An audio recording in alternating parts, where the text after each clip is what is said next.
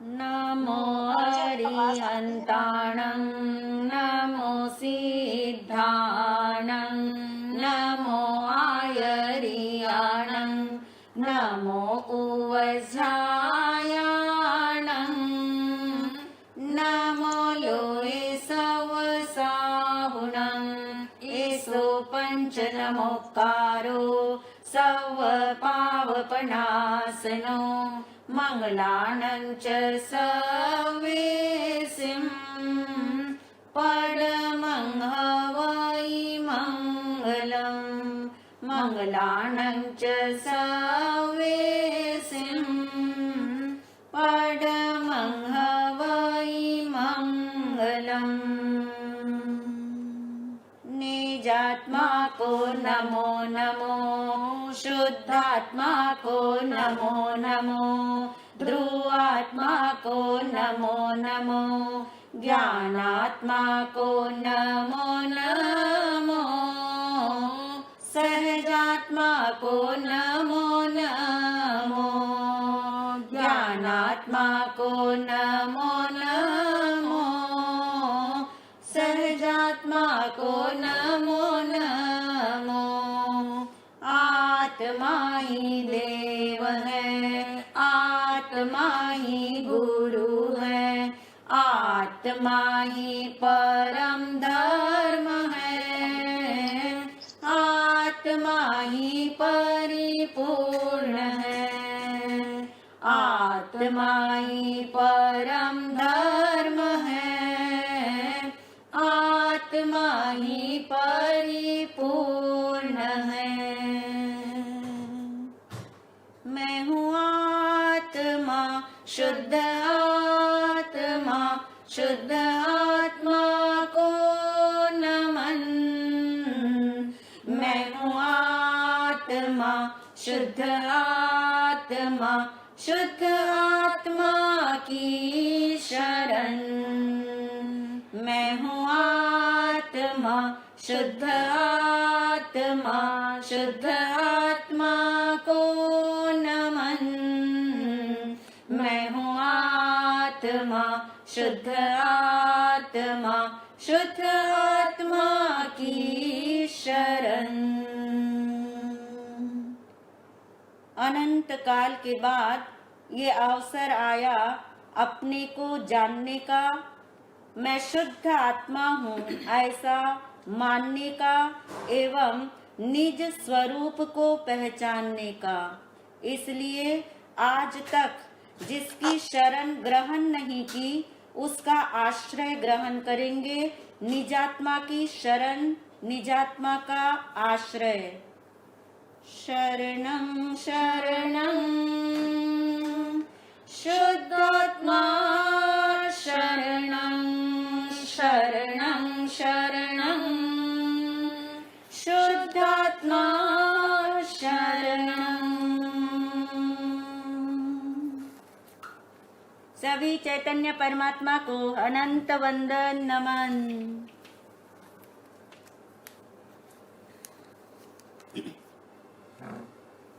सबको आवाज सुनाई दे रही है? इस भाव के साथ 30 सेकंड्स के लिए अपनी आंख को बंद करिए और अंदर में अपने लक्ष्य को दोहरा लीजिए।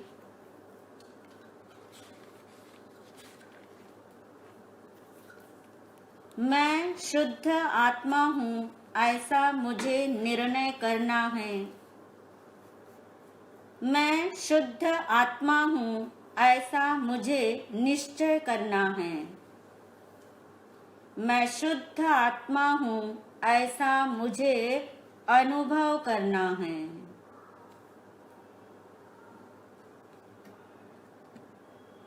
आँख खोल सकते हैं।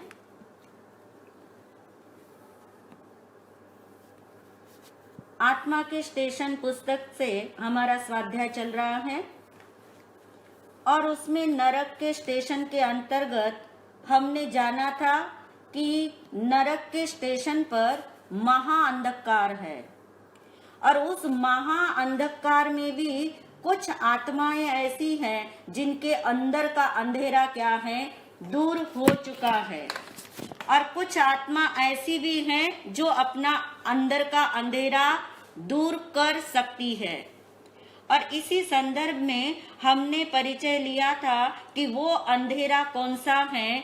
अज्ञान का अंधेरा, मिथ्यात्व का अंधेरा, विपरीत मान्यताओं का, गलत मान्यताओं का अंधेरा, हमारे मिसबिलीफ्स का अंधेरा। और उस अज्ञान के अंधेरे को दूर करने का, उस मिथ्यात्व के अंधेरे को हटाने का एकमात्र उपाय हमने जाना था। और उस उपाय को याद कर लीजिए, वो उपाय कौन सा है? वो है सम्यक दर्शन, जिसे हम कहते हैं सम्यक दर्शन, आत्मदर्शन, सेल्फ रियलाइजेशन या आत्मा की अनुभूति। इन 4 शब्दों का परिचय हमने पिछले सेशन में लिया था। और सबसे बड़ी बात हमने जानी थी कि ये चारों के चारों स्टेशन पर ये अज्ञान का अंधेरा दूर करने का अवसर मिलता है। और ऐसी आत्माएं चारों स्टेशन पे मिलेंगी जो अपने अज्ञान अंधकार को दूर करने में सक्षम बनती है। दूसरा पॉइंट हमने जाना था, एक बहुत बड़ा सिद्धांत जाना था इसी से रिलेटेड। रिकैप कर रहे हैं सारा 3 पॉइंट्स के अंदर। और वो सिद्धांत था, सम्यक दृष्टि आत्मा मरकर कहाँ नहीं जाती, नरक में नहीं जाती। ये सिद्धांत है। परंतु साथ ही हमने एक नियम भी जाना था कि यदि कोई आत्मा का पहले आयुष्य का बंध पड़ जाए, और उस नियम में सारी पिक्चर आपको याद आ रही होगी, एक ही बार बनता है, निर्णायक कर्म है आदि।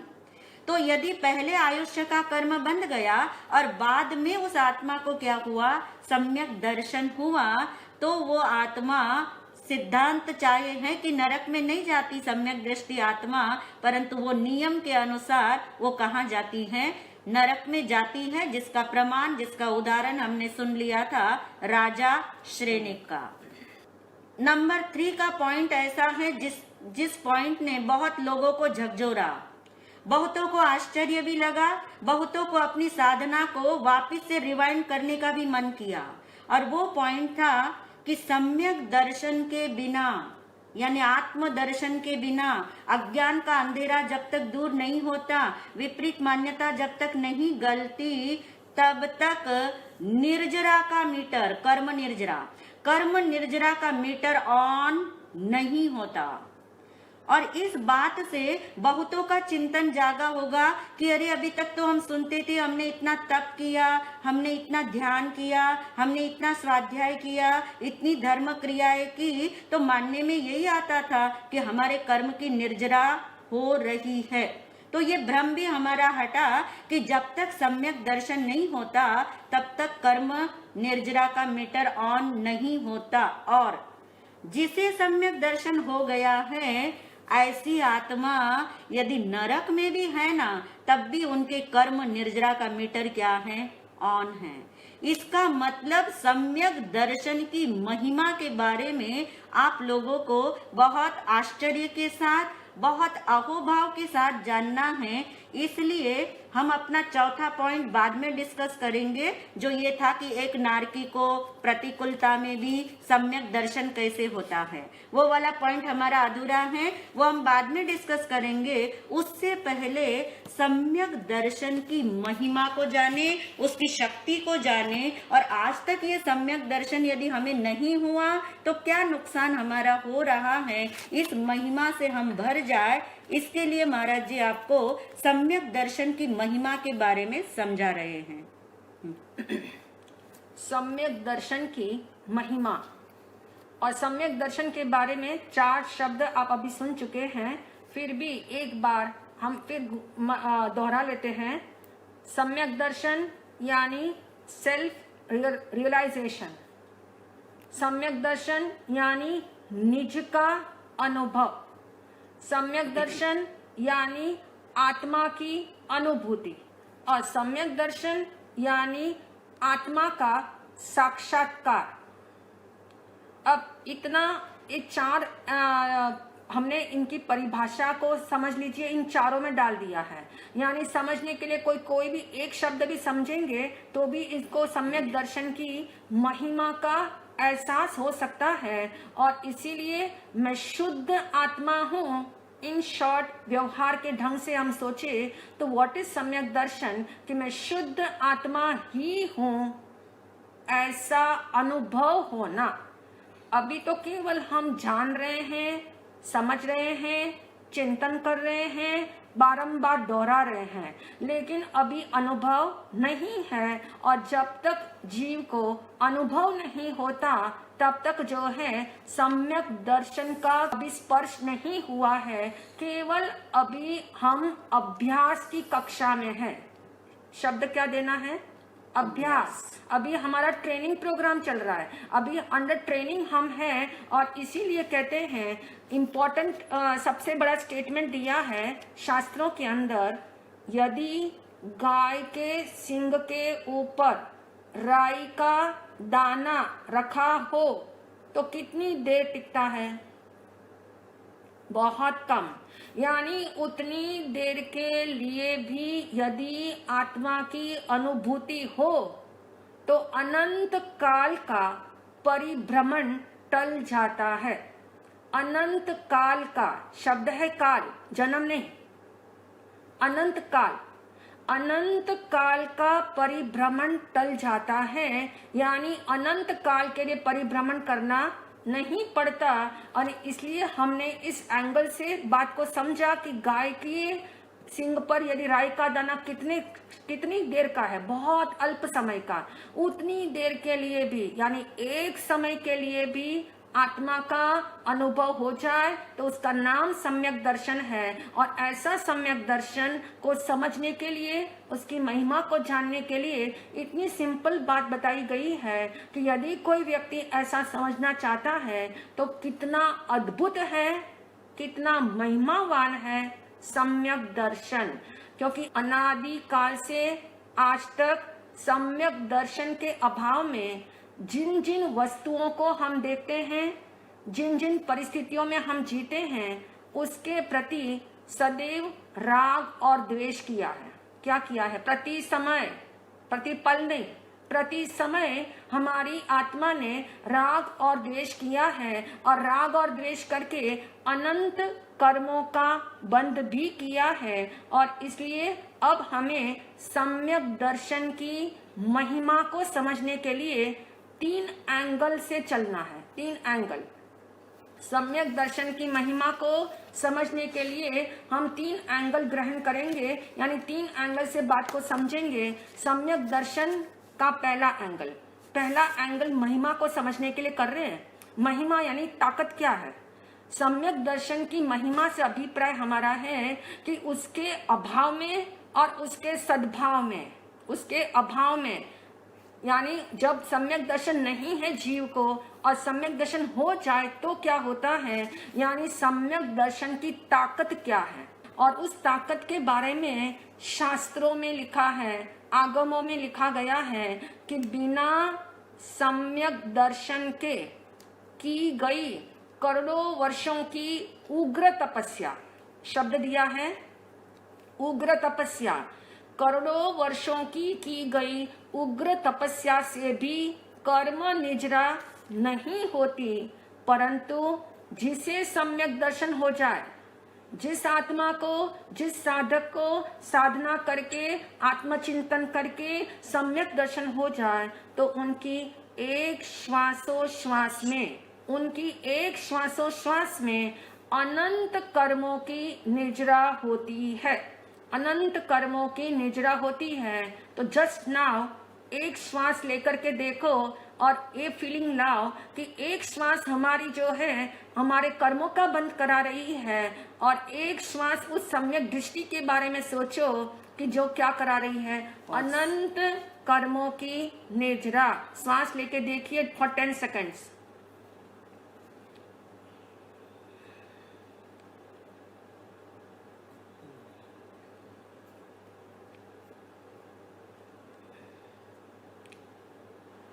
सम्यक दर्शन की ऐसी महिमा सुन के, समझ के, अंदर में डाल करके हमें एक वैल्यू इवैल्यूएट करनी है कि सम्यक दर्शन का पहला एंगल हमें मिला कि अनंत संसार को जो मर्यादित करे, अनंत संसार को जो मर्यादित करे उसका नाम सम्यक दर्शन है।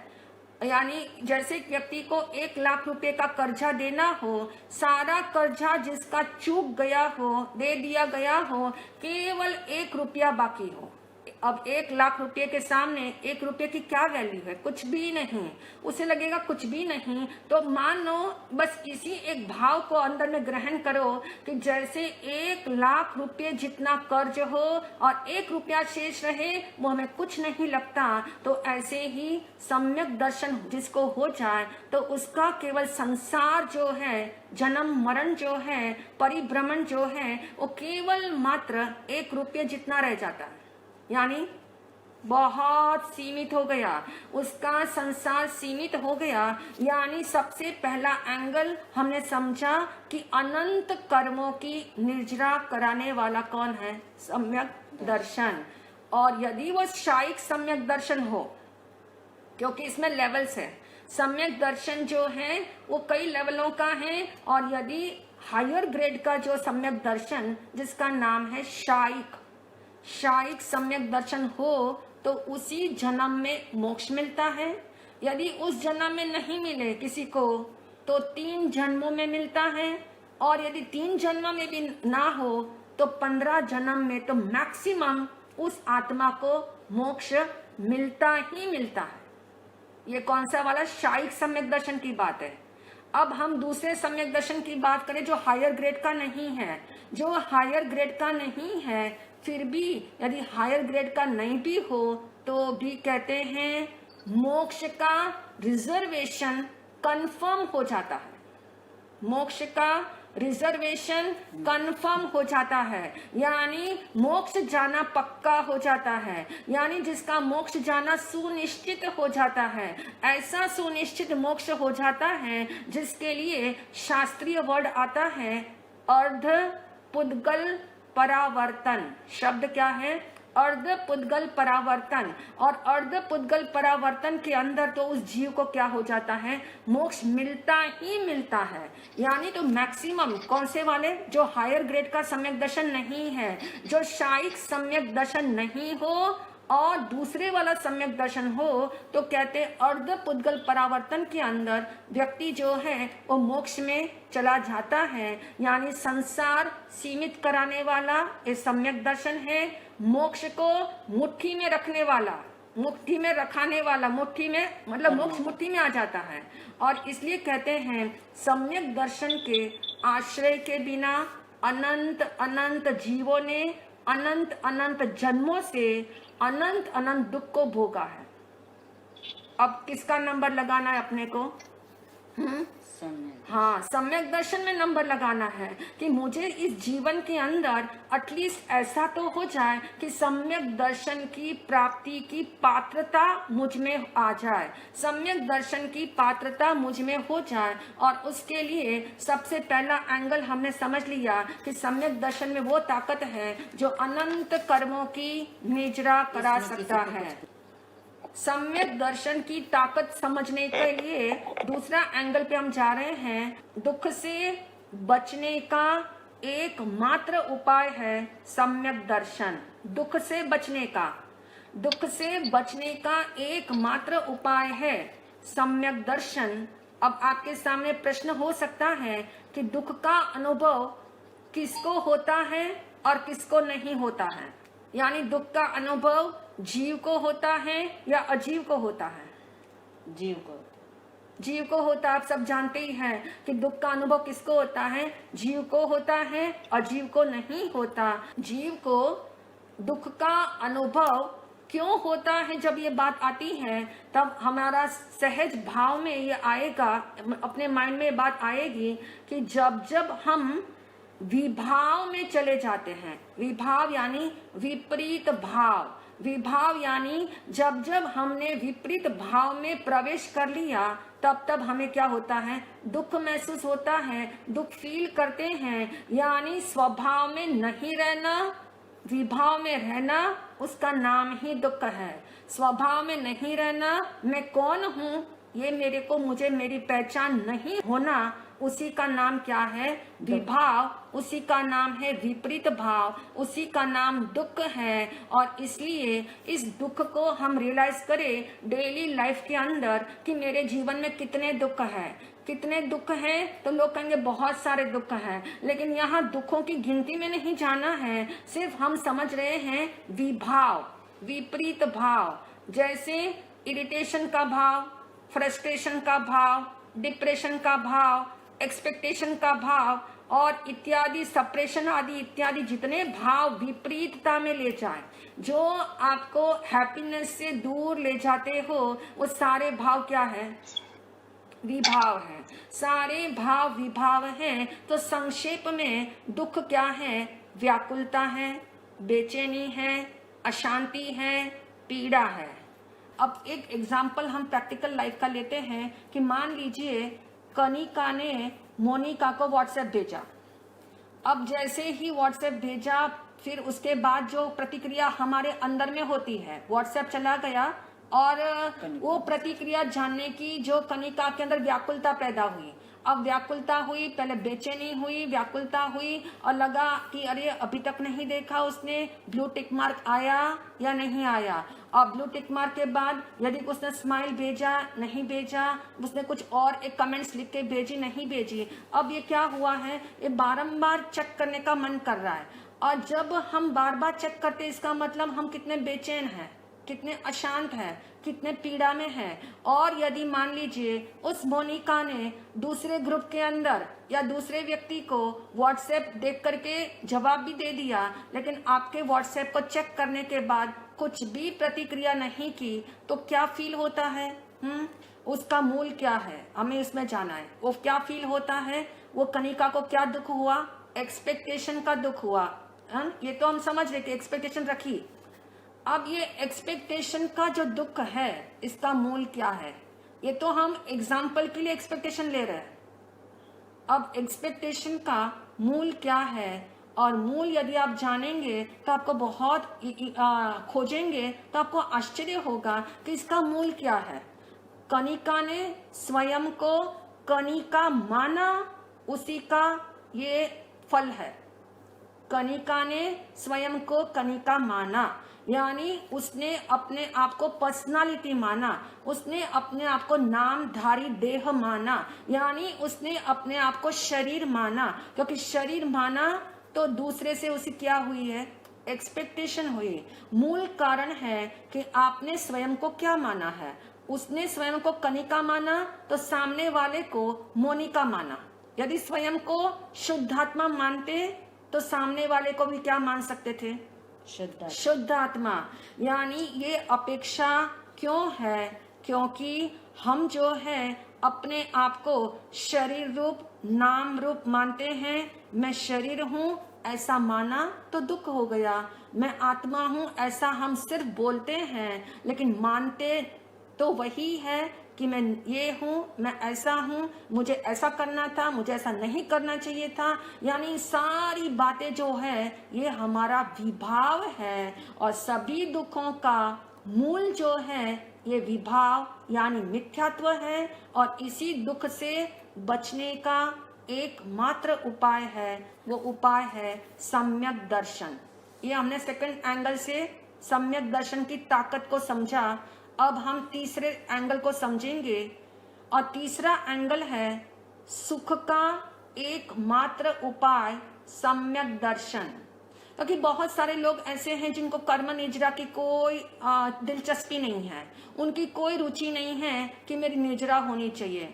बहुत सारे लोग ऐसा समझते हैं कि मेरी लाइफ के अंदर कोई दुख नहीं है, मेरे जीवन में मैं इतना पुण्यशाली हूँ कि हर चीज मुझे जो है टेबल पे मिली है, कम एफर्ट से मिली है, यानी जो कुछ मुझे चाहिए वो सब कुछ मेरे पास है, तो मुझे कोई दुख नहीं है। तो कहते मुझे सम्यक दर्शन की जरूरत क्या है? मुझे सम्यक दर्शन क्यों चाहिए? निजरा में मेरा कोई इंटरेस्ट नहीं, दुख मेरे जीवन में है नहीं। तो ज्ञानियों ने तीसरा एंगल बता दिया। और तीसरा एंगल है सुख का एकमात्र उपाय जो है वो है सम्यक दर्शन। सुख का, अब सुख यानी हमें जैसे दुख का शब्द समझ में आया कि दुख जीव को होता है, अजीव को नहीं। ऐसे सुख किसको होता है? जीव को होता है। सुख किसमें है? जीव में है। सुख जो है वो जीव में होता है, जीव को होता है, अजीव को नहीं होता। तो सुख आत्मा में है, स्वभाव में सुख है। स्व प्लस भाव, स्व यानी मैं स्वयं, स्वभाव में सुख है। अब आपसे प्रश्न है, यदि मेरी आत्मा में सुख है तो मुझे आइसक्रीम में सुख क्यों महसूस हो रहा है? यदि स्वभाव में सुख है तो पिज्जा खाने का मन क्यों करता है? यदि स्वभाव में सुख है तो स्विट्जरलैंड घूमने में क्यों सुख की कल्पना हो रही है? यदि स्वभाव में सुख है तो मूवी देखने के लिए कि बहुत सारे दिन हो गए एक कोरोना वायरस के कारण अभी तक पिक्चर हॉल नहीं खुले। कितनी बार बार ख्याल आता है, कितनी बार वहां दिमाग घूमता है कि मूवी देखने का मन हो रहा है, यानी मूवी में सुख मान रखा है। ये हमारे मान्यता वाले सुख है। और इसीलिए शॉपिंग कॉम्प्लेक्सेस जो बड़े बड़े नहीं खुले, मॉल्स वगैरह, तो बड़ी छटपटाहट हो रही है कि कब खुलेंगे।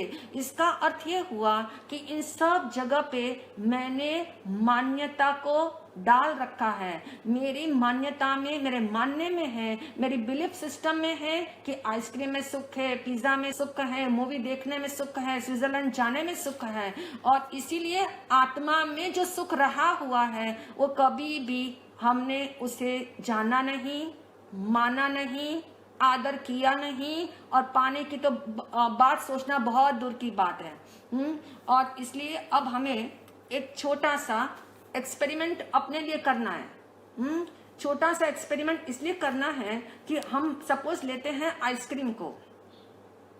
अब ये आइसक्रीम में सुख है, ये अपने से सवाल करें। जब भी आइसक्रीम हाथ में हो तब अपने से खाने से पहले के बाद सवाल करना। कैडबरी हाथ में हो तब सवाल करना कि आइसक्रीम में सुख है, कैडबरी में सुख है, सुख किस में है? यानी यदि आइसक्रीम खाने में सुख होता, अपने से सवाल करना है, आइसक्रीम खाने में सुख होता तो अभी मुझे कोई 10 आइसक्रीम खिलाए तो क्या सुख महसूस होगा? यदि आइसक्रीम में सुख रहा है तो 10 टाइम्स सुख महसूस होना चाहिए। 10 टाइम्स, 10 गुना। 10 टाइम्स सुख महसूस नहीं होता, बल्कि हमारे सुख की जो ग्राफ है ना, वो क्या हो रहा है? धीरे धीरे नीचे उतर रहा है, धीरे धीरे नीचे उतर रहा है। इसका अर्थ ये हुआ कि स्वभाव जो है, स्वभाव में सुख माना नहीं और विभाव में सुख माना, लेकिन सुख उसमें से भी हमें मिला नहीं। और इसीलिए ज्ञानियों ने कहा कि आइसक्रीम में सुख क्यों फील करना? आइसक्रीम के अंदर, क्योंकि आइसक्रीम का स्वभाव मीठा है पर सुख देने का नहीं है। स्वभाव क्या है? चीनी डाली हुई होने से वो स्वभाव मीठा है, लेकिन उसमें सुख नहीं है। और इसलिए याद रखना है कि कोई भी सुख को जब हम सुख का लेबल देते हैं कि इसमें बड़ा आनंद आएगा, इसमें बड़ा मजा आएगा, ये बहुत अच्छा हो जाएगा, आज बड़ा इंटरेस्ट आ रहा है इसमें, इसका मतलब ये हुआ कि हमें त्रैकालिक सुख का अनुभव नहीं है। त्रैकालिक, तीनों काल में जो सुख देता हो उसका मुझे अभी अनुभव नहीं है। इसीलिए पुद्गल में पड़े हुए मेरे विकल्पों का सुख मुझे मिल रहा है। जो पुद्गल के अंदर कि आज आइसक्रीम खाना चाहिए शाम तक, अब उसी समय मान लीजिए शाम तक आपकी इच्छा पूरी हो गई तो हमारी इच्छा पूरी होने का सुख मिल रहा है, आइसक्रीम में सुख नहीं है। जो विचार बनाया था सुबह से उसका जो है पूर्ति होने का सुख मिला है। और इसीलिए 3 पैरामीटर हमें जानने होंगे कि कौन से 3 पैरामीटर से हम सुख को जान पाए। यानी त्रैकालिक सुख की बात करते हैं तो त्रैकालिक सुख वही है जो एवरीवन, एवरीवेयर और एवरी टाइम जो महसूस हो उसका नाम सुख है। जैसे सपोज हमने आइसक्रीम का एग्जाम्पल लिया और नंबर 1 एवरीवन, क्या आइसक्रीम को सभी लोग मानते हैं कि आइसक्रीम से सुख मिलेगा? आइसक्रीम सबको अच्छी लगती है? 100 में से 1 जना ऐसा होगा जो कहेगा मुझे आइसक्रीम पसंद नहीं है। 100 में से 1 जना 2 जना ऐसे होंगे जो कहते हैं कि आइसक्रीम में सुख होता तो सबको अच्छा लगना चाहिए, लेकिन ऐसा प्रैक्टिकली देखने पर नहीं होता है, क्योंकि आइसक्रीम सबको सुख नहीं देती है। Number 2, everywhere. जो व्यक्ति कहता है मुझे आइसक्रीम बहुत पसंद है, लेकिन यदि लद्दाख जाए और जहाँ माइनस टेम्परेचर हो और उसे यदि आइसक्रीम वहां दी जाए, तो जिसको पसंद है लेकिन उसे ही एवरीवेयर यानी जहां कहीं यदि माइनस टेम्परेचर है, सर्दी के दिन है, उस समय उसे गर्म चाय चाहिए, उसे आइसक्रीम नहीं चाहिए, यानी आइसक्रीम में सुख देने की ताकत नहीं है। Number 3, every time. Every time यानी यदि कोई व्यक्ति जिसे आइसक्रीम खाना बहुत पसंद है, लेकिन कहते हैं अर्ली मॉर्निंग की बेड टी के बदले में कोई आइसक्रीम दे दे तो मॉर्निंग बेड टी के बदले में कोई आइसक्रीम दे दे। यदि किसी को पानी पूरी बहुत पसंद है और उस समय यदि कोई उसको सुबह सुबह नाश्ते में पानी पूरी दे दे, तो क्या होगा रिएक्शन? यानी उस समय उसे नहीं चाहिए। इसका अर्थ ये हुआ कि जो त्रैकालिक नहीं है, जो तीनों काल में सुख नहीं दे सकता हो, उसमें सुख रहा ही नहीं है, उसमें सुख है ही नहीं। और जिसमें सुख नहीं हो तो आप समझ लीजिए कि वो जो है कि एवरीवन, एवरीवेयर और एवरी टाइम उस व्यक्ति को सुख नहीं मिल सकता है। लेकिन आप देख ही लीजिए नमक, एक नमक को देख लो। नमक का स्वभाव क्या है? नमकीलापन।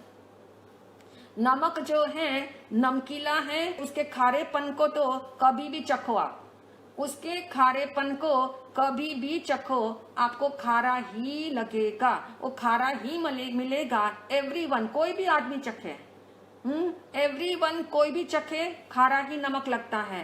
एवरीवेयर, इंडिया में चख लो तो भी नमक खारा है, लंदन में चख लो तो भी नमक खारा है। और एवरी टाइम, दिन हो रात हो, किसी भी वक्त नमक को चख लो, क्या लगेगा? खारा। इसका मतलब कि जो आत्मा का सुख है वो तीनों काल के अंदर, तीनों काल यानी वर्तमान काल, भूतकाल और भविष्य काल, तीनों काल में जिसके अंदर सुख निहित है, सुख समाया हुआ है। इसीलिए ज्ञानियों ने कहा कि हे जीव, सुख तेरे भीतर है, बाहर में ढूंढने से नहीं मिलेगा। सुख तो भीतर में जाने से मिलेगा, सुख तो भीतर में जाने से मिलेगा। तो अब हमें इतना समझ आ गया कितनी ताकत वाला सम्यक दर्शन है। जैसे हम जब कहते हैं कि नहीं मेरी कोई डिजायर नहीं है, मेरी कोई डिजायर नहीं है, लेकिन ये बात जो है झूठी है कहना चाहिए। हम कहते हैं हमने तो इतना धर्म समझ लिया, मेरी डिजायर बहुत कम हो गई, मेरी उम्र हो गई, मेरी डिजायर कम हो गई। लेकिन एक्चुअल देखा जाए तो सम्यक दर्शन का ट्रायंगल, एक ट्रायंगल समझ लेंगे तो हमें समझ आ जाएगा कि सम्यक दर्शन यदि किसी व्यक्ति ने उसकी महिमा को, उसकी ताकत को समझ लिया हो कि सम्यक दर्शन की ताकत कैसी है। अनंत कर्मों की निजरा कराने की ताकत जो है उस सम्यक दर्शन में है। दुख से बचाने की ताकत यदि रखता है तो सम्यक दर्शन है। और सुख को क्या कराने के लिए? अनंत, हाँ, सुख को प्राप्त कराने के लिए, सुख को फील कराने के लिए, जो सुख मेरे अंदर ही है उस सुख तक पहुंचाने के वाला ये सम्यक दर्शन है। और इसलिए ज्ञानियों ने कहा कि सबसे पहले इस सम्यक दर्शन की महिमा जितनी समझ में आएगी, जितनी ताकत आएगी सम्यक दर्शन को समझने के लिए, उतना हमारी दिशा जो है वो सही हो जाएगी, हमारी दिशा आत्मा की ओर हो जाएगी। और उसके लिए अब हम जान रहे थे कि सम्यक दर्शन जो है केवल मनुष्य के स्टेशन पे होगा ऐसा नहीं है। सम्यक दर्शन कहाँ कहाँ हो सकता है? चारों स्टेशन पे हो सकता है। चारों स्टेशन पे हो सकता है। नरक जैसी अत्यंत पीड़ादायक, अत्यंत अंधकारमय जो क्षेत्र है वहां भी सम्यक दर्शन हो सकता है। तो हम तो अभी मनुष्य में हैं, मनुष्य जीवन में ना अति सुख है ना अति दुख है, ऐसी स्थिति में है। और ऐसी स्थिति में है तो हमें तो बहुत शीघ्र हो सकता है। और उसके लिए अब हमें जानना है कि हम सुन रहे थे कि नारकी को सम्यक दर्शन कैसे हो सकता है। अब कृपा महाराज जी बताएंगे कि नारकी को सम्यक दर्शन कैसे हो सकता है। पिछले सेशन में हमारी चर्चा चली थी और अब तो सम्यक दर्शन के बारे में इतनी महिमा जान के, इतनी ताकत जानकर एक बार भावना तो भाई होगी आपने, और अभी भी ना भाई हो तो अभी भावना भालो। अभी ये भावना भालो कि अनंत अनंत जन्म ऐसे ही बीत गए पर मेरा ये जन्म अब खाली न जाए, ऐसा पुरुषार्थ हमारे भीतर जागे ये महिमा सुन के कि जब एक नारकी को, नरक में रहने वाला वो जीव, जहाँ जिसके पास नो टाइम की समस्या है, नो फ्रीडम की समस्या है, वहाँ पे उसके पास कोई कंफर्ट नहीं है, और फिर भी ऐसा क्या है उसके पास जिसके आधार पर उसको क्या हो जाता है, सम्यक दर्शन। यानी सम्यक दर्शन बहुत बड़ी घटना है, छोटी घटना नहीं है, ये बहुत रेयर चीज है, बहुत बड़ी घटना है। इतनी बड़ी इसकी ताकत है तो उसे पाने के लिए भी हमें अंदर में कितना पुरुषार्थ भी जगाना पड़ेगा। तो हम सुन रहे थे कि एक नारकी को भी नरक की प्रतिकूलता में सम्यक दर्शन होता है, तो उसका प्रोसेस क्या है। अब इसका प्रोसेस जानने के लिए हमें दो बातों का ध्यान रखना होगा। नंबर 1, क्या सभी नारकियों को सम्यक दर्शन होगा। जैसे ये तो हमने जाना पहली नरक से लेके 7वीं नरक तक के जो नारकी हैं उनमें सम्यक दर्शन संभव है। संभव का मतलब पॉसिबिलिटी है, पॉसिबिलिटी यानी हो भी सकता है, नहीं भी हो सकता है। पर ऐसे कौन से नारकी जीव होंगे कि जिन्हें सम्यक दर्शन हो सकता है, जिन्हें सम्यक दर्शन होता है। यानी पहली बात हमें ये माइंड में रखनी पड़ेगी कि सम्यक दर्शन संभव है नरक में, नंबर 1।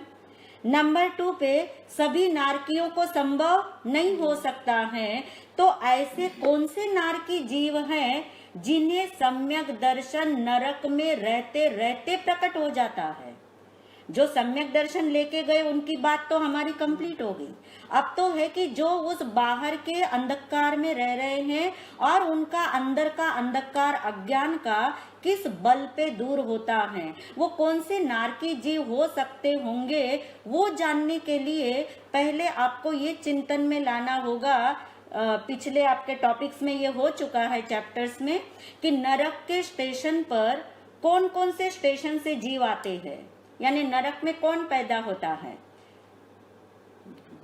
हाँ, तो आपने याद रखा होगा, नहीं याद रखा हो तो फिर से दोहरा लेते हैं। आपको पता है कि देवता मर के तुरंत नरक में आने वाले नहीं हैं, और नारकी भी मर के तुरंत क्या नहीं बनते, नारकी नहीं बनते। तो रह गए कितने स्टेशन, 2। उसमें भी मनुष्य का स्टेशन, और दूसरा जो तिर्यंच का है उसमें भी तिर्यंच पंचेंद्रिय, क्योंकि एकेंद्रिय से चौरेंद्रिय जीव मर के नरक में नहीं जाते। सिर्फ कौन जाते हैं, संगी त्रियंच पंचेंद्रिय, संगी मन वाले संगी त्रियंच पंचेंद्रिय जो हैं वो नरक में जाते हैं। असंगी भी कुछ नरक तक जाते हैं, वो बात अलग है, परंतु जो त्रियंच पंचेंद्रिय हैं वो नरक में जाते हैं और मनुष्य के स्टेशन से जाते हैं। अब आप देखिए, नरक में जाने के बाद सम्यक दर्शन की प्राप्ति के लिए उसके पास एक भी निमित्त नहीं है। अगर हम निमित्त की महिमा जाने तो देव का निमित्त उसके पास नहीं, कोई जिनवानी नहीं, कोई वहां पे समोसरण के में वो आ नहीं सकते, जिनवानी वो नहीं सुनते। उनके पास कोई गुरु और सदगुरु भी नहीं है, गुरु और सदगुरु का योग भी किनके पास नहीं है, नारकियों के पास नहीं है। कोई आगम, कोई वाणी, कोई शास्त्र उनके पास है नहीं है। यानी कोई धर्म क्रिया वे कर नहीं सकते, जब तप आदि का कोई आलंबन उनके पास नहीं, देव गुरु शास्त्र का कोई साधन उनके पास नहीं। ये देखिए कितनी प्रतिकूलता। और ऐसी प्रतिकूलता में भी कौन सा ऐसा नारकी जीव है कि जिन्हें सम्यक दर्शन हो सकता है या होता है। संभावना है ना, किन्हीं हो भी सकता है, किन्हीं नहीं भी हो सकता है, पर जिन्हें हो सकता है ना वो कौन है। तो अब मनुष्य और तिर्यंच को याद रखा आपने। तो ऐसे वे जीव जो पहले मनुष्य जन्म में थे और मैं शुद्ध आत्मा हूँ ऐसा निर्णय कर रहे थे, मिरर नाउ का जो लक्ष्य है ना आप सभी का, कि मैं शुद्ध आत्मा हूँ ऐसा मुझे निर्णय करना है, मैं शुद्ध आत्मा हूँ ऐसा मुझे निश्चय करना है, ताकि एक दिन मुझे इसका क्या हो, अनुभव। और मैं शुद्ध आत्मा हूँ ऐसा अनुभव हो जाना, इसी का नाम ही तो क्या है, सम्यक दर्शन है। तो ये जो सम्यक दर्शन पाने के लिए उस नारकी जीव को चिंतन घटित होता है, जिस नारकी जीव ने पहले मनुष्य जन्म के अंदर, क्योंकि मनुष्य से ही वो नरक में आया या तिर्यंच पंचेंद्रिय से वो नरक में आया, तो उसने ऐसा निर्णय किया, निश्चय किया, परंतु उम्र उसकी कम पड़ गई, आयुष्य उसका कैसा बन गया, नरक का बन गया। परंतु इस जन्म में, इस यानी इस मनुष्य जन्म में यहाँ अनुकूलता मिली, देव की, गुरु की, धर्म की, ये सब साधन उसको मिले, सत्संग उसको मिला, स्वाध्याय आत्मचिंतन उसको मिला, तो उसने संस्कार को क्या बनाया, दृढ़ बनाया। और वो दृढ़ संस्कार लेकर के वो जीव कहाँ चला गया, नरक में। और वो नरक में फिर उसको ऐसा क्या चिंतन उसका चलता है कि उस नारकी को क्या हो जाता है, सम्यक दर्शन। तो बात समझ आ गई, सबको नहीं होगा, उन्हीं को होगा जिन्होंने पिछले जन्म में अपनी अनुकूलता में आत्मचिंतन कर रखा हो। तो इससे आपको एक पॉजिटिविटी आ जाएगी अभी की अभी। कौन सी पॉजिटिविटी आएगी, कि ये मुझे अवसर मिला है कि मैं शुद्ध आत्मा हूँ ऐसा मैं क्या करूँ, निर्णय करूँ, निश्चय करूँ। और सम्यक दर्शन ना भी हो तो कोई निराशा नहीं, नरक में भी जाना पड़े ना, कोई निराशा नहीं, क्योंकि आप अपना क्या लेके जाओगे, वो ऐसा दृढ़ संस्कार लेके जाओगे आत्मचिंतन का। तो कहा कि अनुकूलता में यदि आत्मचिंतन करोगे, अनुकूलता में यदि आत्मचिंतन करोगे तो प्रतिकूलता के अंदर भी आत्म जागरण हो सकता है और होता है।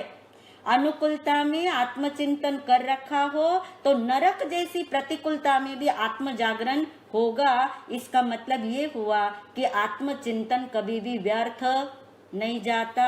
इसलिए कभी निराश नहीं हो रहा, अरे इतने ध्यान शिविर कर लिए, इतना स्वाध्याय कर लिया, इतने सत्संग कर लिए, इतने मैंने प्रयोग कर लिए, फिर भी मुझे सम्यक दर्शन का कोई नामो निशान तो महसूस ही नहीं हो रहा, अनुभव ही नहीं हो रहा मुझे तो आत्मा का। तो निराश नहीं होना, चारों स्टेशन पे क्या हो सकता है, सम्यक दर्शन संभव है। इतनी बात यदि हमें समझ में आ गई तो अब हमें जानना होगा कि जो प्रतिकूलता के अंदर आत्म जागरण होता है उसका निमित्त क्या बनता है, अनुकूलता में किया गया आत्म चिंतन। यानी जन्म जन्म तक ये संस्कार आपके साथ जाते हैं, कोई भी संस्कार आपका क्या नहीं जाता, व्यर्थ नहीं जाता। इतनी बात समझ आने के बाद अब हम बहुत सूक्ष्म जा रहे हैं। यदि वाकई में आपको सम्यक दर्शन समझना है, उस नारकी को कैसे हो सकता है इतनी प्रतिकूलता में, तो हमें इतनी अनुकूलता में क्यों नहीं हो सकता, उसका भी एक निर्णय हो सकता है। तो 3 बातें पहले दिमाग में रखें कि सम्यक दर्शन जो होता है वो बिना आत्मचिंतन के नहीं होता। बिना आत्मचिंतन के सम्यक दर्शन नहीं होता, नंबर 1। और जो आत्मचिंतन है, जो आत्मचिंतन है वो बिना अंतर्मुखता के नहीं होता। आत्मचिंतन बहिर्मुखता में नहीं होता, आत्मचिंतन कहाँ होता है, अंतर्मुखता में। तो सम्यक दर्शन के लिए आत्मचिंतन चाहिए, आत्मचिंतन के लिए अंतर्मुखता चाहिए। अब लास्ट बात जानेंगे, अंतर्मुखता के लिए क्या चाहिए, क्योंकि अंतर्मुखता बिना अनित्यता के चिंतन के नहीं होती। जब तक आप अनित्यता को असार नहीं भाषित करेंगे, अनित्यता का चिंतन नहीं करेंगे, तब तक क्या नहीं आती, अंतर्मुखता नहीं आती। यानी सम्यक दर्शन के लिए, फिर से दोहरा रहे, सम्यक दर्शन के लिए आत्मचिंतन जरूरी है, नंबर 1। आत्मचिंतन के लिए अंतर्मुखता जरूरी है, नंबर 2। और अंतर्मुखता कैसे आती है, तो अनित्यता के चिंतन से। अब आप देखिए नारकी जीव को, वो नारकी जीव जो सम्यक दर्शन तक पहुंचता है, तो अब नीचे से चलो, वो नारकी जीव सम्यक दर्शन तक पहुंचता है क्योंकि वो किसका चिंतन करेगा, सबसे पहले अनित्यता का। जो अनित्यता का चिंतन करेगा वो अंतर्मुखी होगा, जो अंतर्मुखी होगा वो आत्मचिंतन करेगा, और आत्मचिंतन करते करते करते ही एक दिन क्या हो जाता है, आत्मा का अनुभव हो जाता है, जिसका नाम है सम्यक दर्शन। अब अनित्यता का चिंतन हमें तो हो जाता है जल्दी से, क्योंकि घटनाएं बहुत सारी घट रही है ऐसी। अब नारकी के अंदर, नरक के अंदर, उस नारकी के जीवन में सिर्फ एक ही घटना घट रही है। कौन सी घटना है वो? हाँ, कौन सी घटना है वो? दुख की, प्रतिकूलता की, पीड़ा की, वेदना की। तो एक ही घटना उसके पास में है। अब आप देखो, और थोड़ा हम डीप जाते हैं, बहुत आप एकदम पूरा कंसंट्रेशन इधर रखेंगे ना, तो आपको बहुत जल्दी से ये चीज समझ आएगी। और चीज सिर्फ समझ की है, ये सारा मार्ग ही पूरा क्या है, समझ का है। बस समझ के लिए आप जितना अटेंशन इस समय दे पाए उतना आप पाएंगे, बहुत जल्दी से आपको हर चीज समझ आ गई। तो उस नारकी के पास में अनित्यता का चिंतन करने के लिए क्या चीज है? तो नंबर 1 पे आप देखो, ये जीवन ही क्या है, जीवन कैसा है, अनित्य है। जीवन कैसा है, अनित्य है। और जीवन में जो कुछ मिलता है वो भी कैसा है, अनित्य है। यानी जीवन इटसेल्फ अनित्य है, और अनित्य का मतलब जो नित्य नहीं रहने वाला, सदा नहीं रहने वाला। और इस जीवन में जो भी कुछ मिलता है, अब जो भी कुछ मिलता है इस पे जोर देते हैं हम, जो भी कुछ मिलता है, तो जीवन में कहते हैं चाहे असंख्य चीजें मिले किसी को या असंख्यात चीजें मिले, पर उसकी गिनती सिर्फ 2 में ही चलती है। क्योंकि जीवन में जो कुछ मिलता है वो कर्म का फल है, ये तो आप पक्का है आपको। अब कर्म का फल सिर्फ 2 रूप में मिलता है। आपने अंतर्मुखी स्वयं सुख की किताब पढ़ ली है, विपाक संहिता पढ़ ली है, तब आप जान सकते हो इस आधार पे कि कर्म फल सिर्फ 2 ही प्रकार का होता है। एक है हाँ सुख विपाक, और दूसरा है दुख विपाक। विपाक यानी फल। तो या तो सुख के रूप में फल मिलता है या दुख के रूप में फल मिलता है। यानी अनित्यता के लिए जो जीवन में मिल रहा वो क्या है, अनित्य है। जीवन में 2 ही चीजें मिल रही हैं, या तो सुख मिल रहा है या फिर दुख मिल रहा है। अब आपको चिंतन के लिए प्रश्न है, इसका जवाब लेके ही हम आगे जा सकते हैं। और प्रश्न ये है, क्योंकि साथ साथ हमें अपना भी प्रोसेस ऑन रखना है। नारकी जीव का तो एग्जाम्पल ले रहे, प्रोसेस कहाँ करना है हमने, अपने अंदर में। तो जो सुख और दुख में से अनित्यता का चिंतन किस में जल्दी घटित होता है? दुख में। दुख में। दुख के अतिरिक्त किसी का जवाब हो तो वो मुझे बताए। और ये हमारी विपरीत मान्यता है। अब देखिए कैसी है, सबका जवाब कौन सा था, दुख का। ये मान्यता है हमारी, ये मान्यता है हमारी। अब क्वेश्चन का आंसर नहीं बदल सकता, क्योंकि मैंने आंसर दे दिया। अब हमारी ये मान्यता है, विपरीत मान्यता हमारी कैसी चलती है। देखो, हमने हमेशा ये माना है कि दुख में जो है ना बहुत जल्दी चिंतन जागेगा, दुख में अनित्यता का चिंतन जागेगा, पर प्रैक्टिकली ऐसा नहीं है। अब आप देखो गहराई से, सुख जीवन में आता है तो जल्दी जाता है या दुख जल्दी जाता है? सुख जल्दी जाता है। सुख जल्दी जाता है, ये सबका अनुभव है, बोले ना बोले। सुख जल्दी जाता है, सुख शीघ्र चला जाता है, और तब हम सोचते अरे आया भी और क्या हो गया, चला गया। चाहे आपके जीवन का भी सुख जल्दी चला जाता है, आपके फ्रेंड सर्कल का भी जल्दी चला जाता है, तो आप बार बार सोचते कि सुख तो क्या है, जल्दी से चला जाता है। जो जल्दी सरक जाता हो उसकी अनित्यता भासित हो जाती है, करे ना करे भासित हो जाती है। परंतु दुख जल्दी सरकता नहीं, ये सबका अनुभव है। दुख जल्दी सरकता नहीं, ये सबका अनुभव है। चाहे 2 दिन की भी पीड़ा वेदना आई हो तो ऐसे लगता 2 महीने से मेरे को क्या था, दर्द था। यानी उस दुख को हम क्या मान के बैठते हैं कि ये तो जल्दी जाने वाला नहीं है। दुख में तो अनित्यता भासित ही नहीं करते हैं, सुख में भी नहीं करते, वो बात अलग है। पर सुख और दुख के अंदर जल्दी से कौन सरक जाता है? सुख जल्दी से सरक जाता है, दुख जल्दी से सरकता नहीं। अब सोच के देखो, उस नारकी के जीवन में जो नरक का दुख वो भोग रहा है, जो घटना उसके जीवन में प्रतिकूलता की घट रही है, वो मिनिमम आपको पता है कितने हजार वर्ष रहती है? 10,000 वर्ष मिनिमम, कम से कम। यानी कम से कम नारकी का दुख 10,000 वर्ष का है। अब वो दुख को अनित्य कैसे माने? क्योंकि वो जल्दी तो सरकता नहीं, जल्दी तो बदलता नहीं, बल्कि लगता है कि अवधि जब दुख में लंबी भी लगती है और दुख की अवधि इटसेल्फ लंबी है नरक में, तो वो कैसे ये रियलाइज करे कि ये दुख क्या है, मेरा अनित्य है। नहीं जागता चिंतन, बल्कि लगता है कि दुख तो ठहर गया मेरे जीवन में, दुख तो जम गया मेरे जीवन में, दुख तो मेरे को ही भगवान ने सारे दे रखे। आदि आदि जो भी वाक्य हम बोलते हैं, इसका मतलब दुख और अनित्यता, जल्दी से दुख में अनित्यता भासित होती ही नहीं है। ठीक हो गया? अब देखो कि उस नारकी के जीवन में अनित्यता कैसे भासित होगी, किसकी? दुख की। तो अब हम चलते हैं कि पिछले सेशन में हमने 3 पॉइंट बोले थे जिस पे आप सबने प्रयोग किए, 16-17 लोगों के प्रयोग भी हमारे पास आए हुए हैं। तो वो 3 पॉइंट एक बार दिमाग में दोहरा लेते हैं, क्योंकि पिछली बार हमारी बात यहाँ तक हुई थी कि एक नारकी जीव का आत्मचिंतन चलेगा तो अंतर्मुक्ता चाहिए, अंतर्मुक्ता चाहिए तो अनित्यता का चिंतन चाहिए, अनित्यता का चिंतन तक पहुंचने के लिए वो नारकी जीव निमित्त से शुरू होता है। सबसे पहले उसको लगता है ये मुझे दुख दे रहा है, ये मुझे दुख दे रहा है, यानी निमित्त से मुझे दुख मिल रहा है। पहले तो ये वो सोचता है, फिर धीरे धीरे उसके भीतर में वो संस्कार, वो आत्म संस्कार जो लेके आया है वो उजागर होता है, वो चिंतन उजागर होता है, और तब वो सोचता है कि निमित्त से मुझे दुख नहीं मिल रहा, दुख देने वाला सामने वाला नहीं है, दुख मुझे अपने कर्म से मिल रहा है। तो निमित्त से नजर उसकी हटी और कर्म पे क्या हो गई? टिक गई।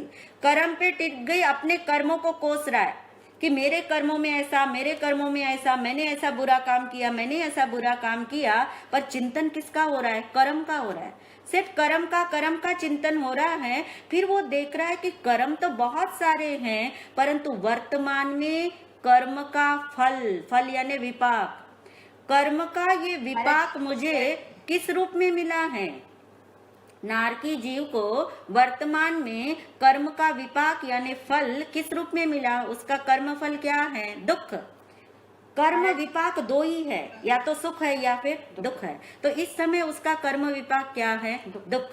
नारकी जीव नरक के अंदर, दुख के अंदर, दुख यानी उसका अशुभ विपाक के अंदर वो चिंतन करता है कि निमित्त से मुझे दुख नहीं मिल रहा और मेरे कर्म से मिल रहा है। पर ये कर्म को कोसते कोसते वो सोचता है कर्म भी मैंने ऐसे क्या किए, ये तो कर्म का फल है। तो कर्म से कहाँ आता है? कर्म फल पे। और यहाँ पे एक बहुत गहरा रहस्य है, थोड़ा सूक्ष्मता से ध्यान देंगे ना आपको पकड़ में आएगा। एक है कर्म का चिंतन करना, एक है कर्म विपाक का चिंतन करना। और शास्त्र के अंदर भगवान ने बताया, कर्म का चिंतन नहीं बताया, कर्म को सिद्धांत बताया, कर्म को सिद्धांत बताया और विपाक अनुप्रेक्षा बताई। विपाक का मतलब आपको मालूम है, विपाक यानी कर्म फल। तो विपाक की अनुप्रेक्षा बताई, कर्म की अनुप्रेक्षा नहीं बताई। कर्म को तो सिद्धांत बताया, कर्म सिद्धांत चला, कर्म सिद्धांत है, और कर्म का जो विपाक है उस विपाक की अनुप्रेक्षा बताई। अनुप्रेक्षा का मतलब क्या है? आत्मचिंतन। यानी विपाक के ऊपर यदि कोई चिंतन करेगा तो वो अंतर्मुखी हो जाता है। यानी विपाक के ऊपर चिंतन करना। विपाक कितने हमारे पास? 2 ही विपाक है, सुख विपाक और दुख विपाक। 2 ही घटनाएं जीवन में घटती हैं। तो यदि सुख है तब भी अनुप्रेक्षा का विषय बनाओ, यदि दुख है तब भी उसे अनुप्रेक्षा का विषय बनाओ। इसलिए विपाक अनुप्रेक्षा से आत्मा का अनुभव होता है। इतनी बड़ी बात शास्त्र में लिखी गई। परंतु हमने क्या गलती करी? हर बार जब भी कर्म का विपाक आया, हमने क्या किया? उस विपाक की चिंता करी।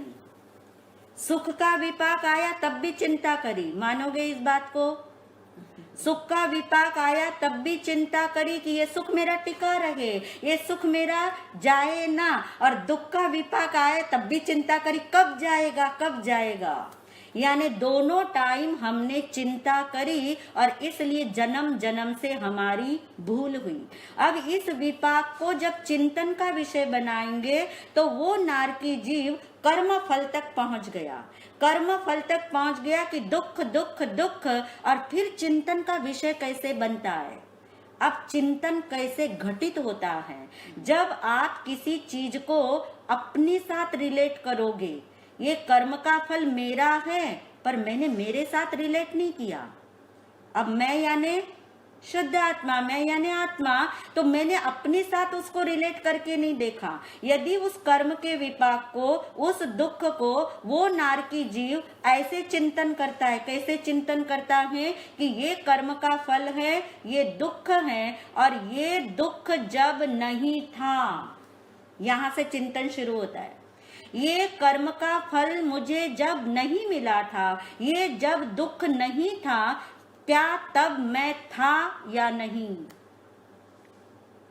और ये उसे, हाँ, और ये वो जानता है कि मैं नरक के स्टेशन पे आया हूँ, मैं नरक के स्टेशन पे आया हूँ। इसका मतलब पहले मैं कहीं और था, और पहले मैं कहीं और था तो ऐसा वाला कर्म विपाक मेरे जीवन में नहीं था, ये यहाँ आने के बाद आया है। इसका मतलब ये दुख पहले नहीं था परंतु मैं था।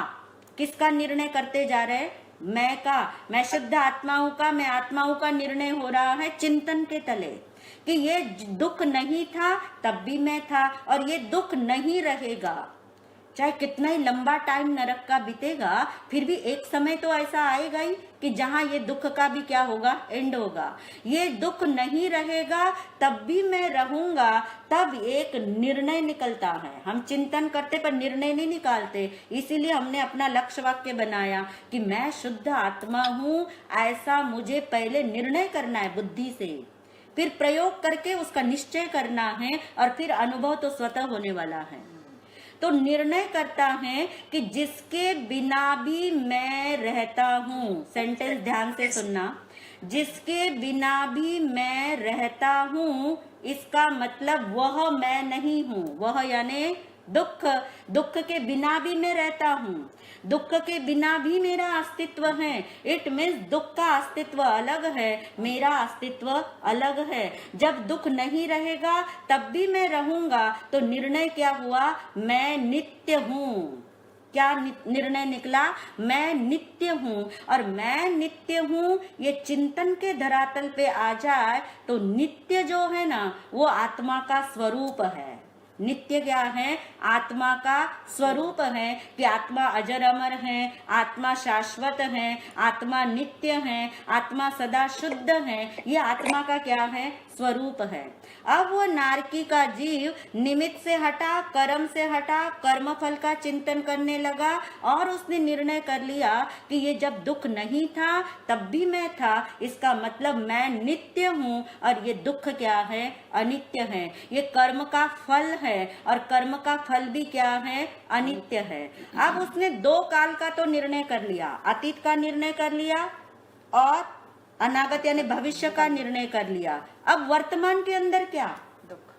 ये जो वर्तमान का दुख है, ये दुख भी मैं नहीं हूँ। ये सबसे बड़ा निश्चय पकना चाहिए चिंतन के अंदर कि वो तो समझ आ गया, नहीं था तब भी मैं था, नहीं रहेगा दुख तब भी मैं रहूंगा, पर वर्तमान में तो मेरे सामने क्या है?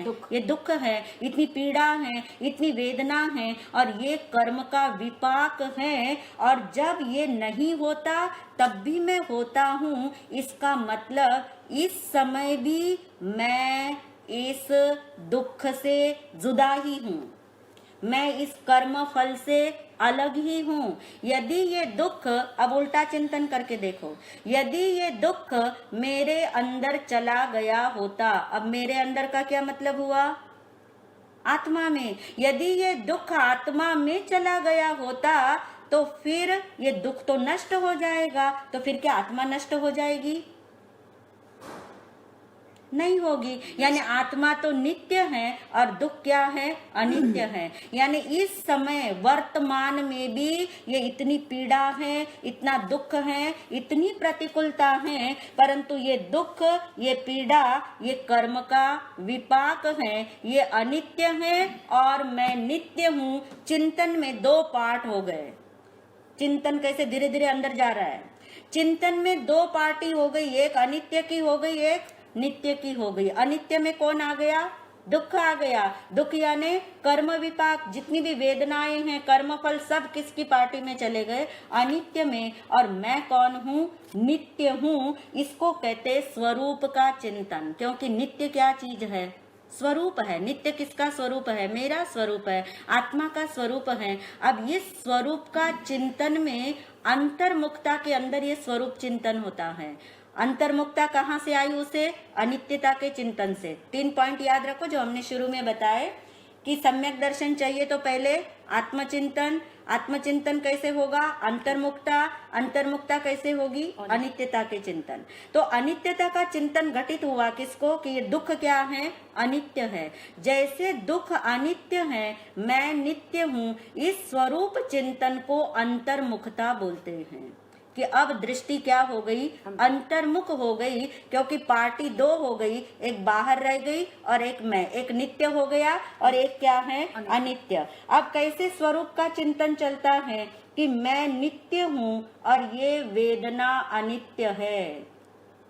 कितनी भयंकर वेदना है उसको उस समय, परंतु अंदर में निर्णय क्या हो गया, पक्का हो गया कि मैं तो क्या हूँ, नित्य हूँ, वेदना अनित्य है। मैं नित्य हूँ, ये कर्मफल क्या है, अनित्य है। मैं नित्य हूँ, ये दुख क्या है, अनित्य है। और मैं नित्य हूँ, ये सारी प्रतिकूलता क्या है, अनित्य है। यानी दुख एक दिन समाप्त हो जाएगा, फिर भी मैं रहूंगा। यानी मैं त्रिकाल हूँ, मैं तीनों काल में हूँ। इस दुख ने वर्तमान में भी मेरे अंदर में प्रवेश नहीं किया है। इट मीन्स मैं दुख से अलग हूँ। ये और आगे का पॉइंट।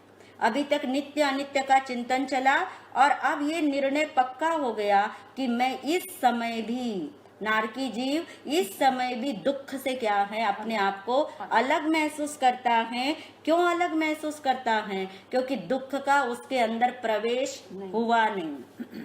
अब आप कहेंगे प्रवेश कैसे नहीं हुआ, क्यों नहीं हुआ प्रवेश, किसमें नहीं होता प्रवेश, आत्मा में। क्यों नहीं होता, नित्य है आत्मा, अनित्य है। आत्मा नित्य है, आत्मा परे है, अलग है, अलग है। नहीं, क्योंकि आत्मा एक घन पिंड है, नित्य है। हाँ, आत्मा घन पिंड है। हाँ, क्योंकि घन पिंड उसके अंदर से जाता नहीं है, हाँ, प्रवेश नहीं होता। क्यों नहीं होता, दो चीजों में प्रवेश नहीं होता। नंबर 1, जो चीज वज्रमय हो, जैसे लोहे का गोला है, अब उस लोहे के गोले में आप सुई डालो, जाएगी नहीं जाएगी। और आप इस कपड़े में सुई डालो, जाएगी जाएगी, क्योंकि उसमें स्पेस है। जहां स्पेस होगा वहां प्रवेश होगा, जहां स्पेस होगा वहां प्रवेश होगा। पर आत्मा का स्वरूप आपको मालूम है, आत्मा घनपिंड है, अनंत गुणों का, अनंत गुणों का ऐसा वज्र, वज्र का मतलब ये तो बाहर का उदाहरण है, पर वो ऐसा घनपिंड है। जैसे हमें ये समझ आया, शरीर में सुई डालो तो चली जाएगी क्योंकि स्पेस है, क्योंकि ये शरीर एक एक एक एक एक एक कण से बना है, जिसे पुद्गल परमाणु बोलते हैं। पुद्गल परमाणुओं का ये पिंड है और पिंड जो है वो बिखरता है क्योंकि वो बना है, इसलिए शरीर बिखर जाएगा। आज बना है, कल क्या हो जाएगा, बिखर जाएगा, क्योंकि उसमें स्पेस है तो अंदर में प्रवेश हो रहा है।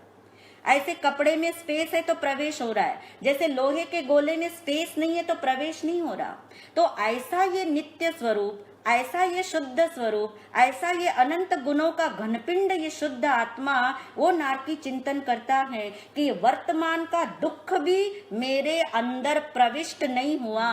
कनिका का प्रश्न था 2 सेशन पहले कि ये प्रवेश कैसे नहीं होता, नहीं समझ आता, तो ये उत्तर भी साथ में चल रहा है कि ये जो घनपिंड, अनंत गुणों का घनपिंड है ये आत्मा, तो इसके अंदर क्या नहीं है, स्पेस ही नहीं है, कहाँ दुख जाएगा? सुख का लबालब भरा हुआ ये घनपिंड है, इसमें दुख का प्रवेश के लिए स्पेस ही नहीं है। इसलिए ये भरोसा पड़ता है, ये विश्वास आता है, ये निश्चय पकता है अंतर्मुखता के तले। आत्मचिंतन करते हुए अंतर्मुखता के तले ये चिंतन पकता है कि इस दुख का मेरे अंदर प्रवेश वर्तमान में भी नहीं है। और इससे उल्टा चिंतन करके देखो, यदि दुख का प्रवेश आत्मा में हो गया होता तो क्या होता? आप बता सकते, अपने आप को अनम्यूट करके बता सकते।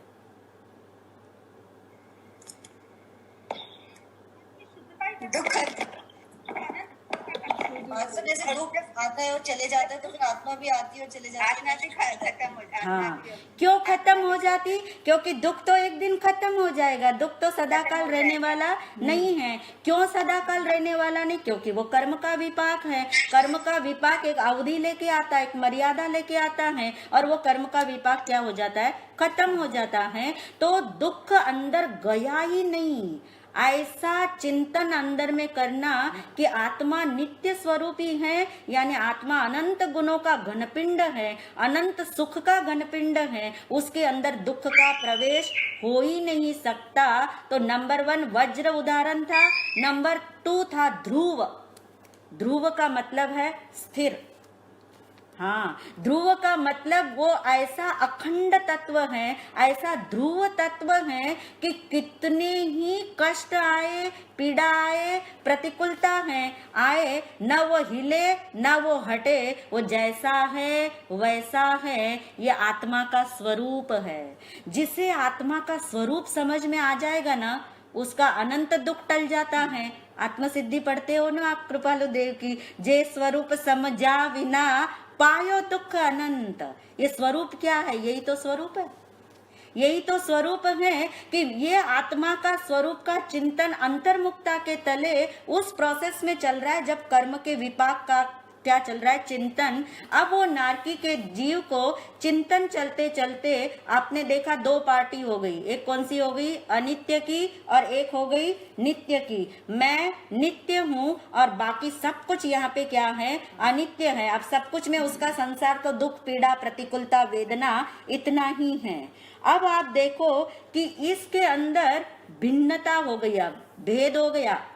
2 पार्टी का मतलब क्या हो गया? भेद हो गया। 2 पार्टी हो गई, एक नित्य की हो गई, एक अनित्य की हो गई। मैं कौन हूँ? नित्य। मैं नित्य हूँ। अपने स्वरूप का चिंतन करते करते करते, याद रखिए, भेद विज्ञान हो जाता है। किसका चिंतन करते करते? स्वरूप का।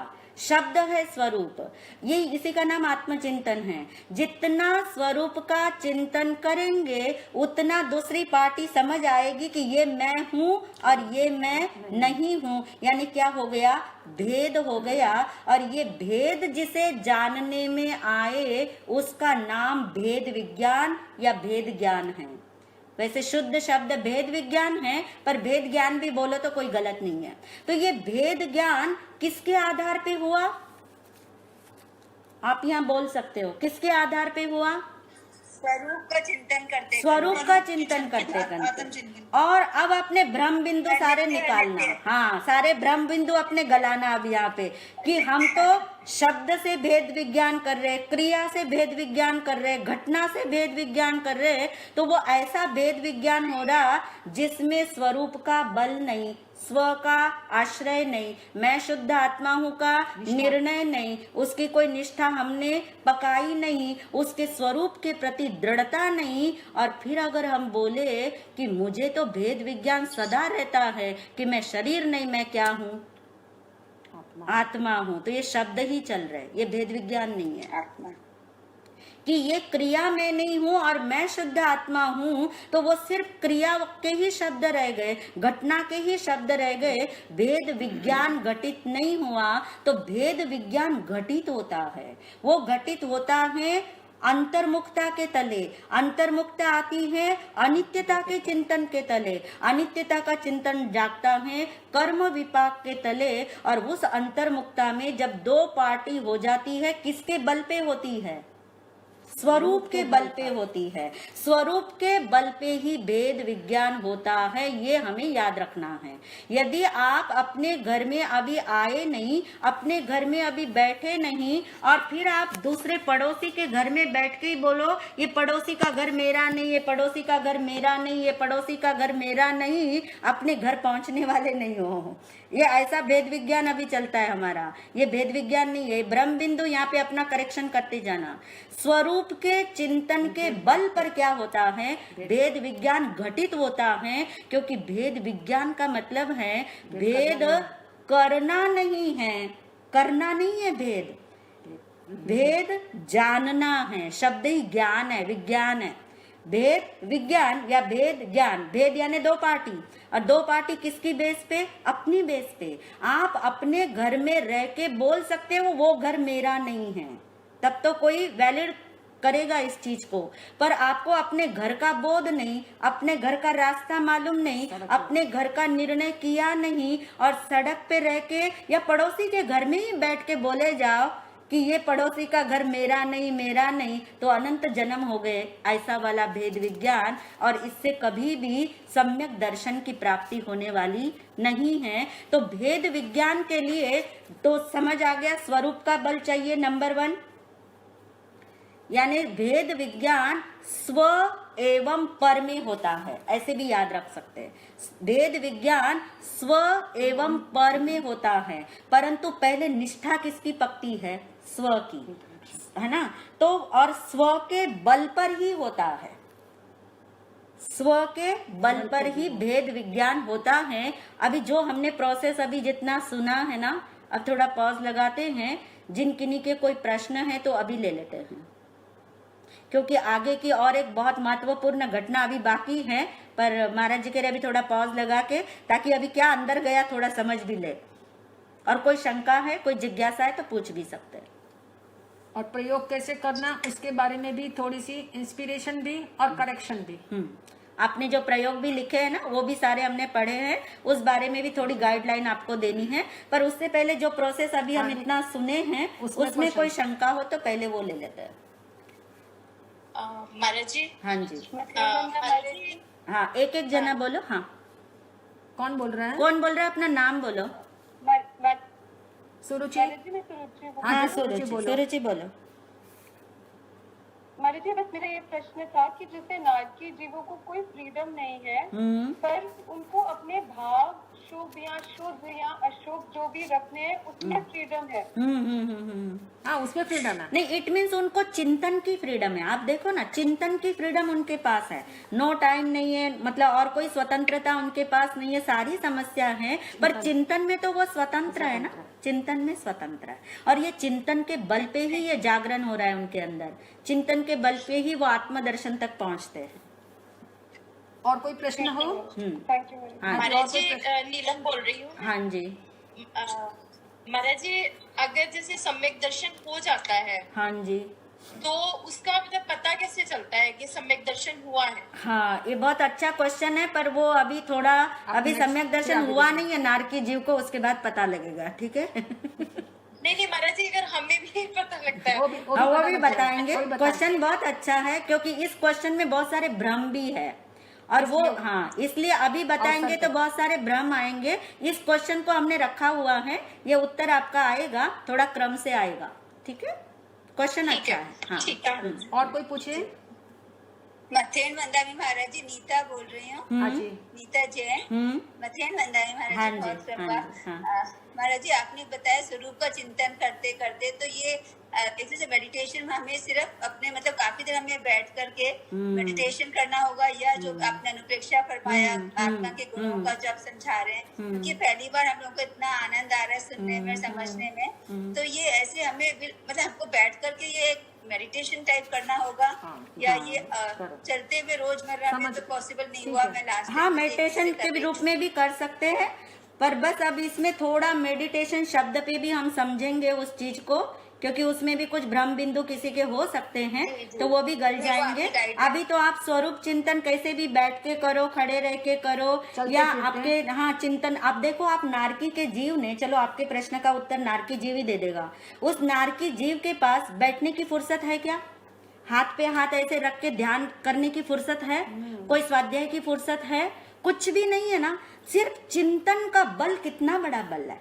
वो ठीक है, अभी की भूमिका में हम बैठ के करें, उसको पकाए उस चिंतन को, परंतु मान्यता में ये रखे। क्यों हम इतना जोर दे रहे कि नरक के स्टेशन पे भी सम्यक दर्शन हो सकता है, जहाँ कोई धर्म क्रिया नहीं, कोई गुरु नहीं, कोई सदगुरु नहीं, कोई धर्म नहीं, कोई शास्त्र नहीं, कोई तप नहीं, कोई जप नहीं, परंतु उसके पास चिंतन की जो फ्रीडम है, वो चिंतन भी वो कोई हाथ पे हाथ रख के बैठ के तो कर ही नहीं पा रहा है।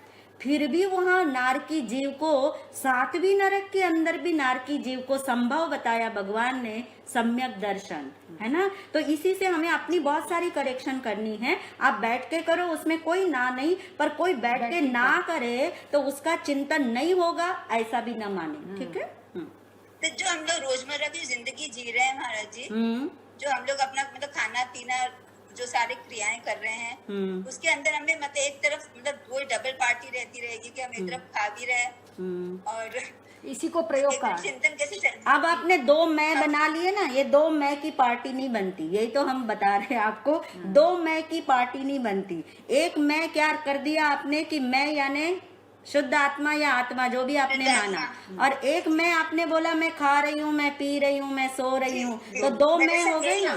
हाँ, मेरे साथ यही हो रहा था। हाँ, तो ये दो मैं का पहले करेक्शन कर लेते हैं कि दो मैं नहीं होते, मैं तो एक ही है ना। मैं पना तो एक चीज में ही करेंगे हम। तो मैं पना यदि मैंने करा है कि मैं आत्मा हूँ, मैं शुद्ध आत्मा हूँ, तो फिर ये सब क्या हो रहा है?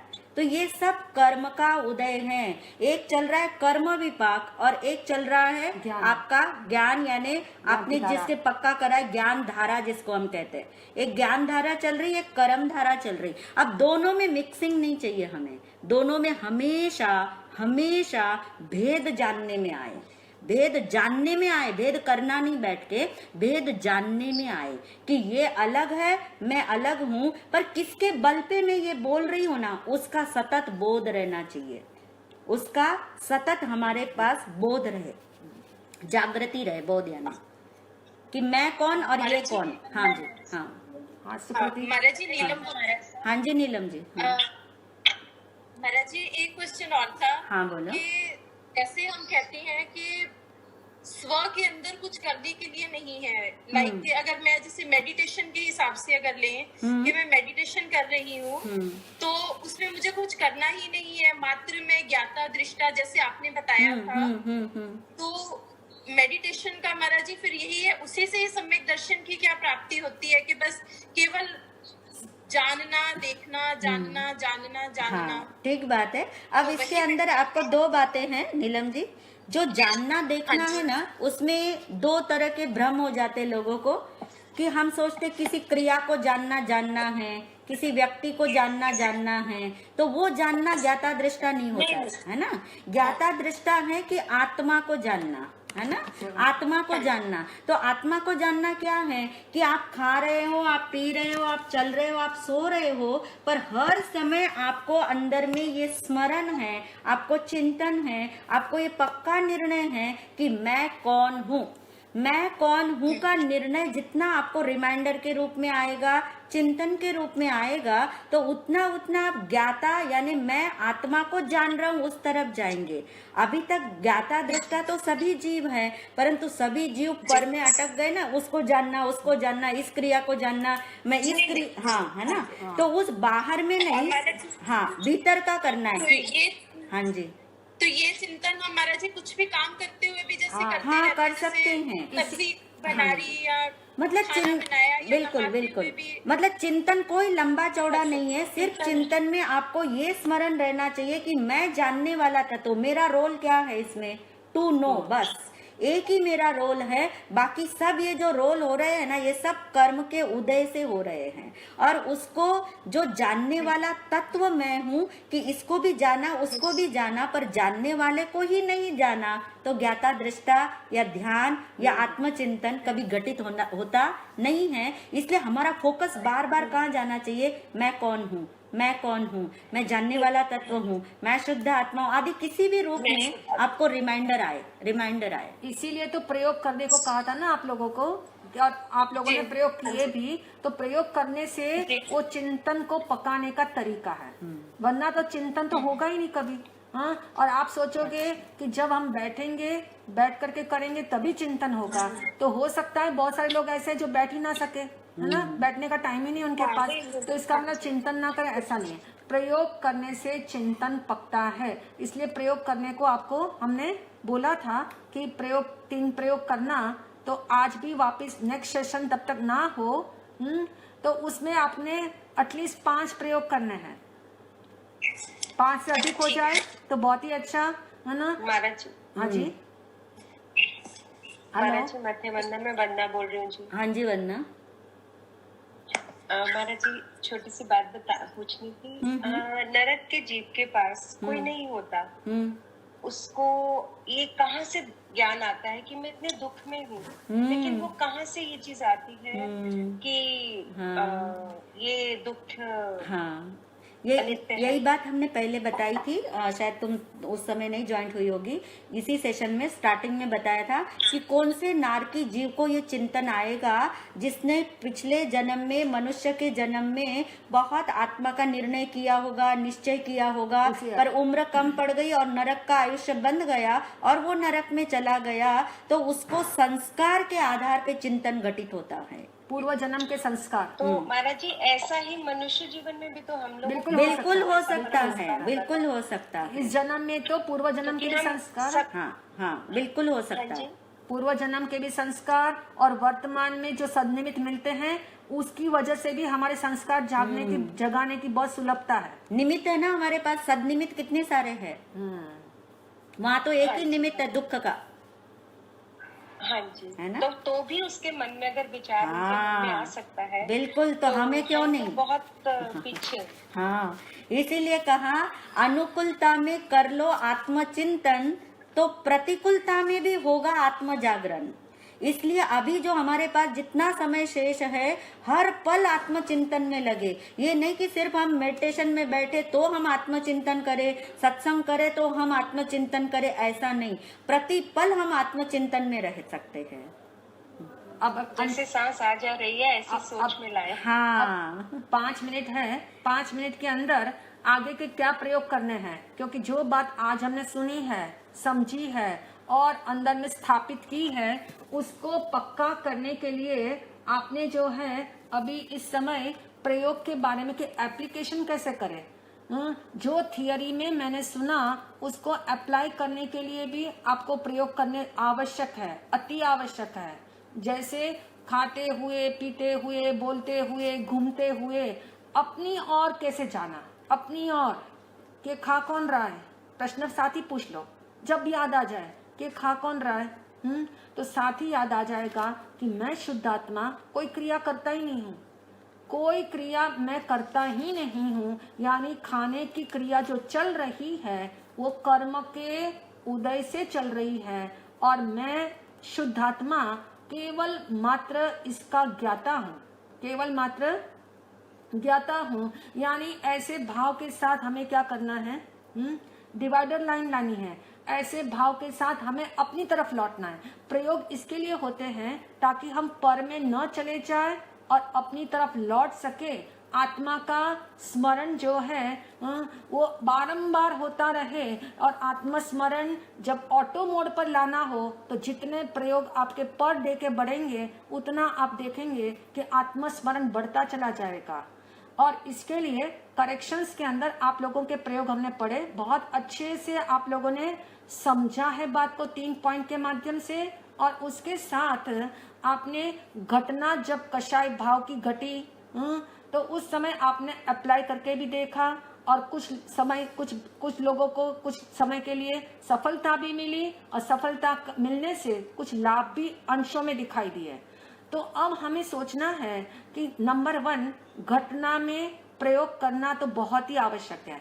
जिस समय कोई घटना अच्छी बुरी दोनों तरह की घटती है, अभी तक आप लोगों ने सारे प्रयोग इस तरह के किए हैं जो घटनाएं कहना चाहिए पीड़ादायक थी, प्रतिकूल घटनाओं के साथ आपने किया, लेकिन अनुकूल घटनाओं के साथ आपने नहीं किया, है ना। यानी कोई व्यक्ति आपकी प्रेस कर रहा है, उस समय भी करके देखो आत्मचिंतन। उस समय भी आत्मचिंतन होना चाहिए। यानी उस समय यदि आत्मचिंतन करोगे तो आपको ये पता लगेगा हर समय क्या मैं कैसे रिमाइंडर कर सकता हूँ। यानी निरंतर नंबर 1 घटना के समय, चाहे घटना अनुकूल हो चाहे घटना प्रतिकूल हो, आपको क्या करना है, प्रयोग करना है। नंबर 2 निरंतर प्रयोग चाहिए। कोई घटना घटे उसका इंतजार नहीं चाहिए। कोई घटना घटे उसका इंतजार हमें नहीं चाहिए। घटना घटे तब मैं प्रयोग करूं ऐसा नहीं।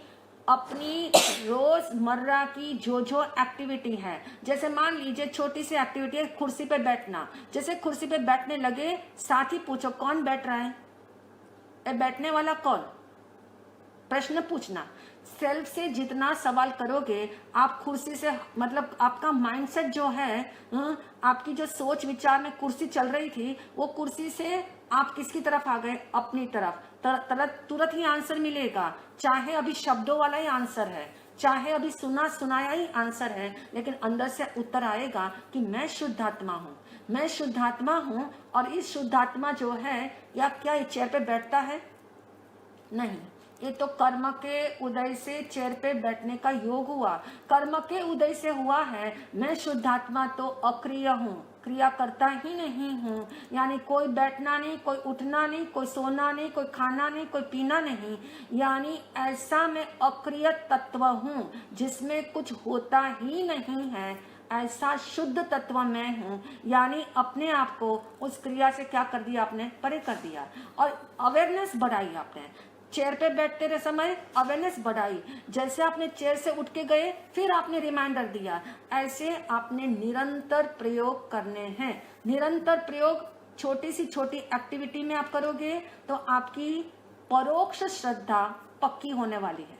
उससे क्या लाभ होगा, परोक्ष श्रद्धा। यानी मैं शुद्धात्मा हूँ, इसको बारंबार संस्कारों में लाना है। इसकी संस्कारों में हमें मानसिक, वाचिक और कायिक क्रिया के अंदर बार बार पिरोना है। मान लीजिए कोई विचार आ गया, जैसे ही विचार आया साथ ही पूछो विचार किसको आया।